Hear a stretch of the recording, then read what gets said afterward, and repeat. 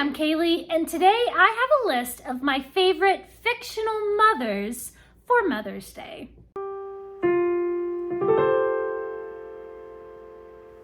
I started making a list of my favorite fictional mothers from all my favorite books, and I came up with a list of 16 mother figures in fiction. The thing is, there are plenty of mother figures in fiction, but there aren't a lot of actual moms in fiction. A lot of fiction, we need our main character to go out in the world and figure it out for themselves and have the courage to face the challenges on their own. And if you have your mom standing there saying, "Be careful, did you brush your teeth?"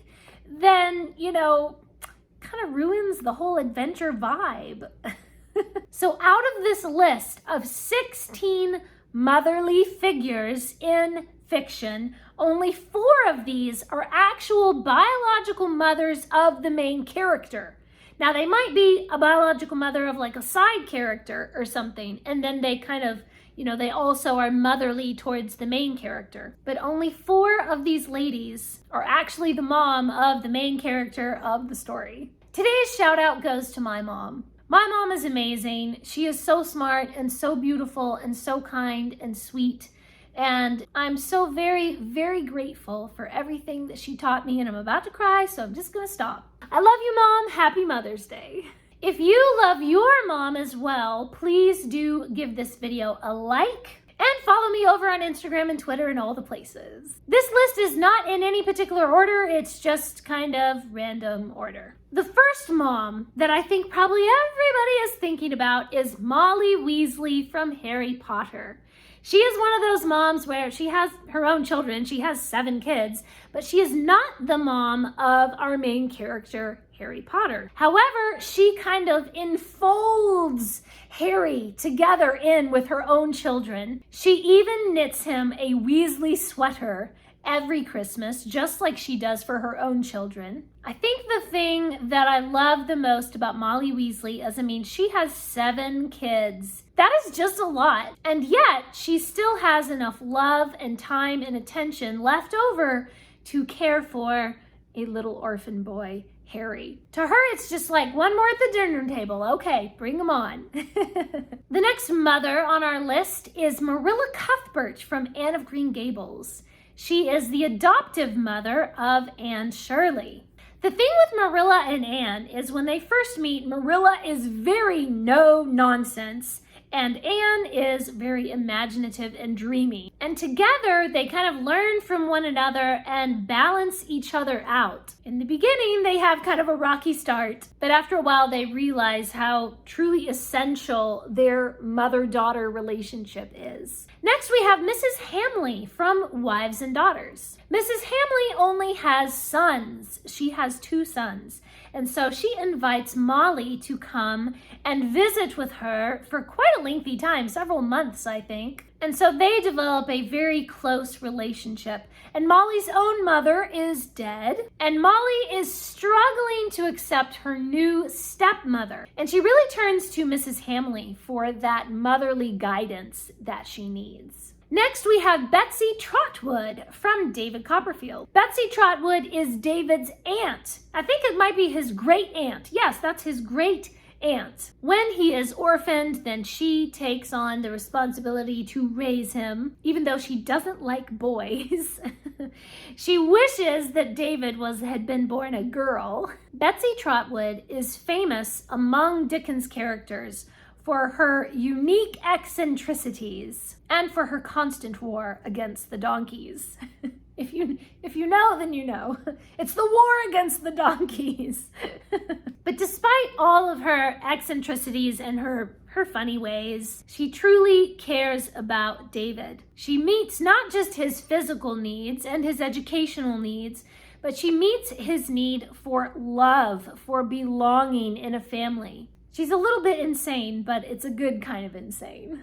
Next, we have Miss Taylor from Emma. Emma is another character whose mother has died, and she turns to her governess, Miss Taylor, not only to educate her, but to be that motherly guiding light to shape her character and her personality. And even after Miss Taylor is married and gone away, Emma still turns to her for that guidance and that wisdom that she needs. Another governess that is very motherly towards their student is Jane Eyre, and how she is with little Adele. Jane takes the time to educate Adele and read with her and teach her music and art and play games with her and soothe her fears and comfort her and to teach her proper manners and just to guide her into being the little person that she is becoming. What I think is truly extraordinary about the way that Jane behaves with Adele is that Jane didn't have anybody to do that for her. Her family were very strict and mean, and then when she went to school, they were strict and mean. But Jane is so gentle with Adele and sensitive. And Adele has a very vibrant spirit, and Jane wants to teach her to control that energy, but not to squash that energy or to beat it out of her or something like that. I love that Jane has this very graceful and gentle approach to Adele's education. Then we finally have a mom who is the actual mom of the actual main characters, and that is Marmie from Little Women. What can I say about Marmie? When people think of a fictional mom, I think they just kind of think of Molly Weasley and Marmie. She's patient, she's kind, she understands that each of her daughters kind of need something a little bit different from her. They each require guidance in some different way. And so the way that she interacts with them is appropriate for their needs. She's very wise. Marmie is an absolute delight. Then in the sequel to Little Women, Little Men, we see Jo March being the same type of mom to her boys. Jo March is maybe a little more boisterous and fun than Marmie is, but she has boys are her children. And so it's appropriate that she is a little more boisterous and bouncy and energetic in her parenting of her boys. But she has that same kind of patience and kindness and gentleness that she learned from her mom. Next, we have Mrs. Sowerby. This is Martha's mother in The Secret Garden. Mrs. Sowerby has all this wonderful, just common sense wisdom about children and their needs. And so when she hears about Mary Lennox, she is able to guide her children, Dickon and Martha, in their interactions with Mary. And she's able to sort of teach them that patience and that kindness that they need to deal with Mary's tantrums. And of course, eventually Mary does meet Mrs. Sowerby, and she has a lot of really good advice. But she doesn't give it to you in that, like, I'm getting on to you and I'm gonna tell you what you do kind of advice. She gives her advice so gently, and all her children, even the kids that are not really her children, they benefit from it. And even some adults benefit from her advice too. Then we have another mom that is the actual mom of the actual main characters. This is Mrs. Dashwood in Sense and Sensibility. You can tell that she really cares about her daughters. Her daughters are the most important thing in her life. And if one of them is upset, she's upset too. And if there's some kind of drama, she's just like, okay, how are we gonna handle this?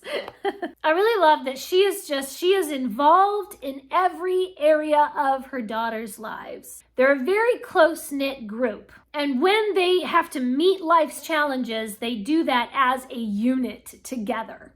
The next mom that's the actual mom of the actual characters is Hamley Clock from The Borrowers. Her daughter Ariete is learning to be a borrower, and that causes Hamley a little bit of stress.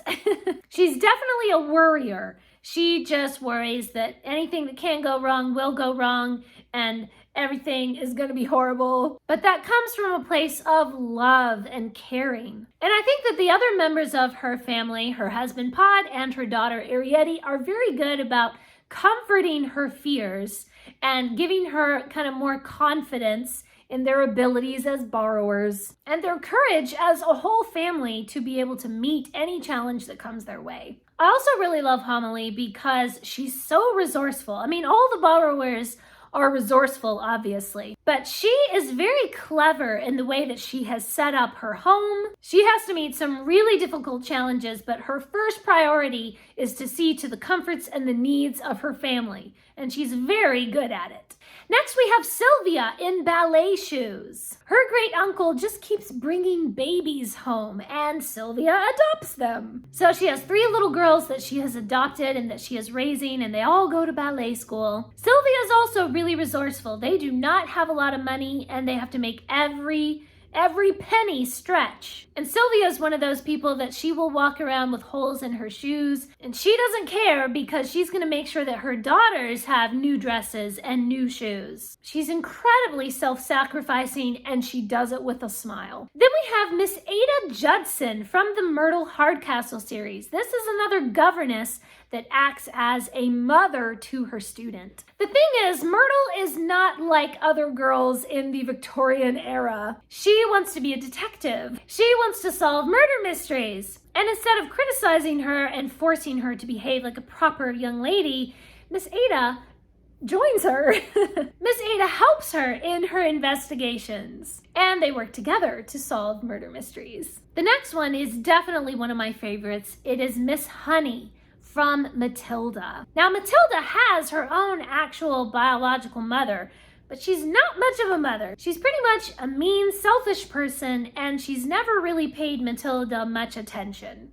But then Matilda's teacher at school, Miss Honey, definitely values Matilda. She recognizes not just how smart Matilda is, but how sweet Matilda is. And of course, the two of them connect and form a very special mother-daughter type of bond. I love Miss Honey because she is one of the inspirations for why I became a teacher. Then we have another governess, Miss Minton from Journey to the River Sea. Miss Minton is charged to take her student to the Amazon, and through their adventures together on the Amazon River, they really develop a very close bond, and Miss Minton finds herself acting as a mother. Now, her student has an aunt and an uncle, but they're mean, selfish people. I just love when these family bonds kind of spring up between people as they go on their adventures, and then they have to really rely on one another. And it's not always just